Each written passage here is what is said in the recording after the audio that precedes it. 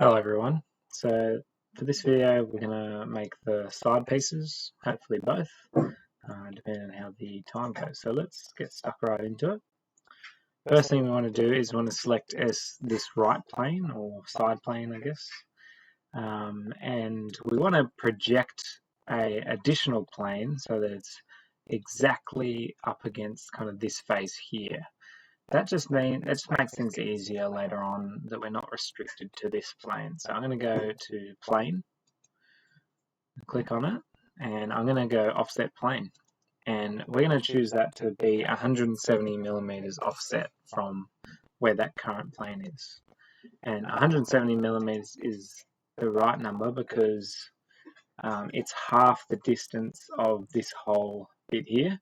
And remember, we use the center point rectangle, so the center of this shape here is exactly half of from the origin point, essentially. Well, the origin point is exactly half. So if I come over here, you can see that that plane there is exactly lined up with our edge. So we could do planes on both sides, but for now, let's just do that side, I think, with our finger joints. Okay. If you have it on the other side, then you can go back to your plane and change the direction using this arrow here. Alright, so now I'm going to select that plane and I'm going to do a sketch. And I'm going to go to my left view and I'm going to start drawing. Just coming down 20, across 12, down 20. I'm going to have to start typing across 12, down 20, across 12, down 20. Let's just go halfway just to make sure. Across 12, down 20, across 12, down 20, across 12, and down 20, across 12, and then finally, I believe down 20, across 12 again. I think this is the right way. Anyways, you could probably just carry that through, you don't have to go across 12. And let's just close off the shape, so draw this line directly up. And it needs to be 160 millimeters. Remember, that's the height of our overall. So then we'll connect those two lines, and it looks like that line is perfectly straight. Yep. Beauty, so let's grab that, Control Z. Alright, so now if I go to my angle, so the protruding bits should be going over the gaps in the other shape, and that looks to be the case all the way through. So this looks good. Let's just put our dimensions in to make sure that we're all good. Let's change that dimension in particular to half of 220 millimeters. So that's our 220 minus 12, that is. So that's, remember, 220 by 340 by 160 is our overarching dimensions. And this side panel, from this face to the other far side, will be 220 millimeters in total. So if we go 220 divided by 2 minus 12, so that should be 110 minus 12, which is 98. But if you don't like math, this is a really good program for that, because we can go 220 divided by 2 minus 12. That should give us the right number. Might need to put that in brackets. See if it does all this math, otherwise I might just have to go 110 minus 12. Oh, there you go, 98. Pretty cool, isn't it? So then also I'll come down on this, using my dimensioning tool, come down to this face and that face, and 110 is what we have. Beautiful. So we got our 160 and our 110. We can delete that 98 if we want. And then I'm going to just make sure our 12 mil lines are all good. And they look pretty good. So that looks to be all fine. So I can tick that sketch as is. Yeah. and then we're going to extrude it. Now, when we do our extrusion this time around, we're going to make sure we're not adding anything. So adding will mean that we connect to what is existing, and so this part is existing, and we add mass to it, right? So we want to go new. So as you can see, if I go add, it's still one part. If I go new, it creates a new part entirely. So remember, we want to go 12 mil on that, and we're going the correct direction, so into the shape, because the slots are cutting in, and then we can tick that. Alright, so this looks pretty good now. I can come through and I can rename my part, side panel,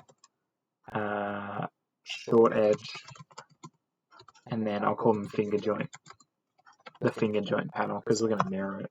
I'm going to make it the exact same on the other side. Alright, so this looks pretty good. Let's just check the back side of it to make sure that's mating up. It's mating up essentially. And it looks good.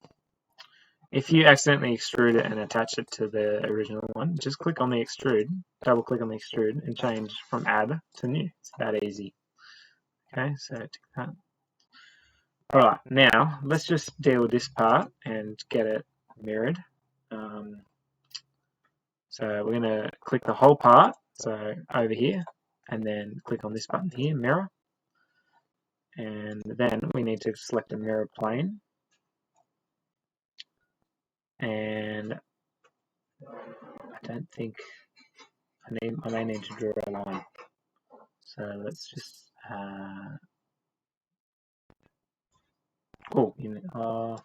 yeah, I can do this. I can select the front plane and then offset it. Hopefully, maybe not. That's all right. 1 second. So let's X out of that, and then go to the front plane, and then grab a new plane, and we're going to offset it. What was it? 110 millimeters.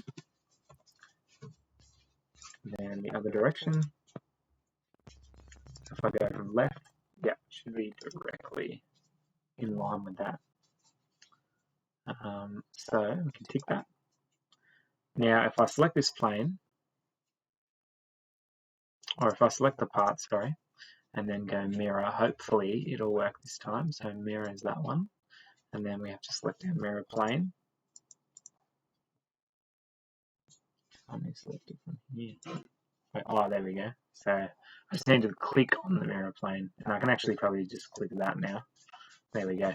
But otherwise, you could have clicked that one there, and it would be the same thing. So yeah, it's the exact same, which is cool. Yeah, if you just X that and select this plane, and that would be fine. Okay, and we want to add it. We don't want to do a new part, so we want to add it to that existing part. So tick that, and there you go. That makes things a lot easier, doesn't it? Okay, so from here, and this plane will come in handy anyways when we mirror this part to the other side, so you don't have to remake it. Okay, so this time we're going to do a sketch. So we're only 8 minutes in, which is great. So we're going to do a sketch on this part here. So let's select the front plane and do a sketch. Select our line tool, and we're literally just going to trace this guy here.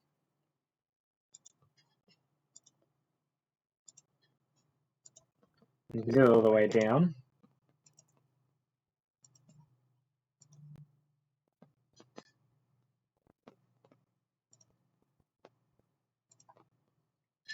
And back up.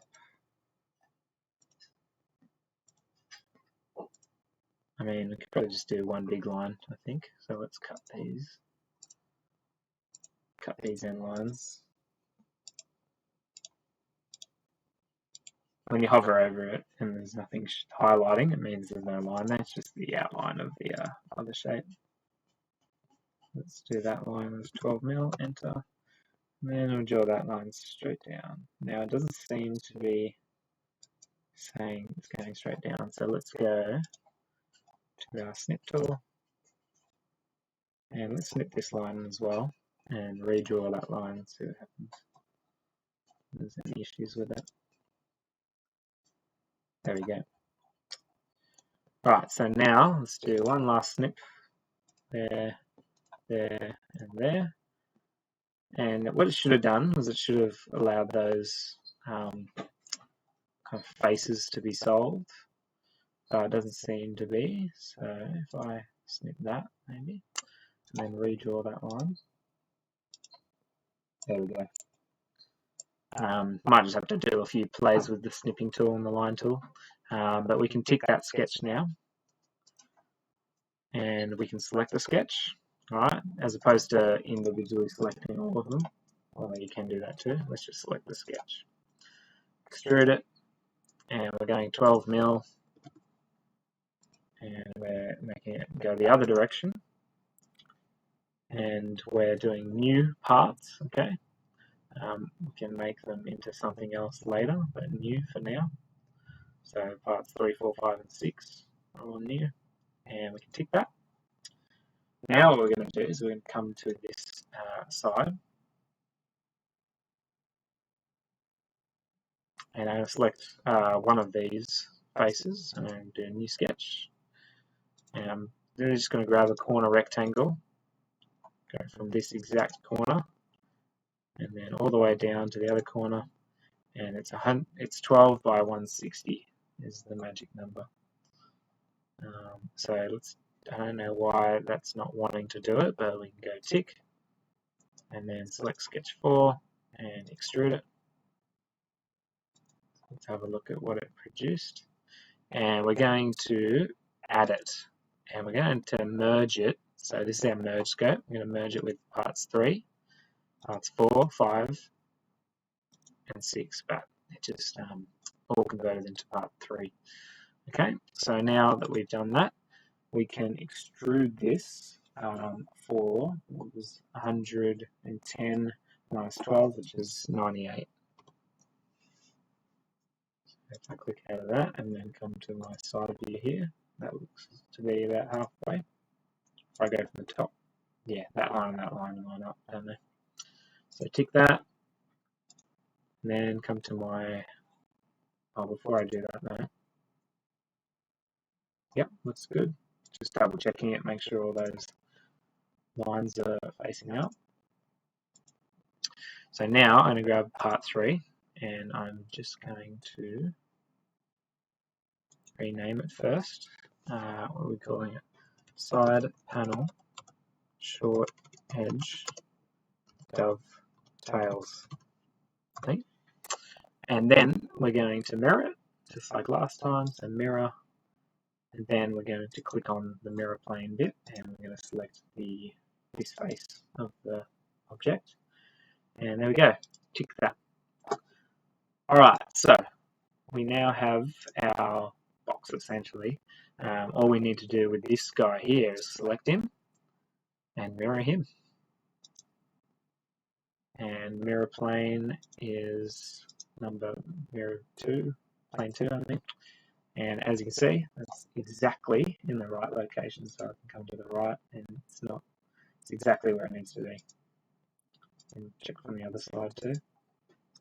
Exactly where it needs to be. Cool. So this will be a new part. Yep. So part 4, tick, and rename. And we're going to rename that back long edge. Enter.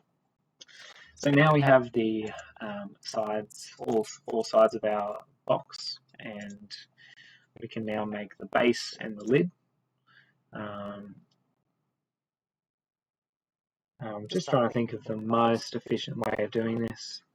But what have we hit? We've hit 14 minutes, so let's stop the recording and we'll do another video about it. See you next time.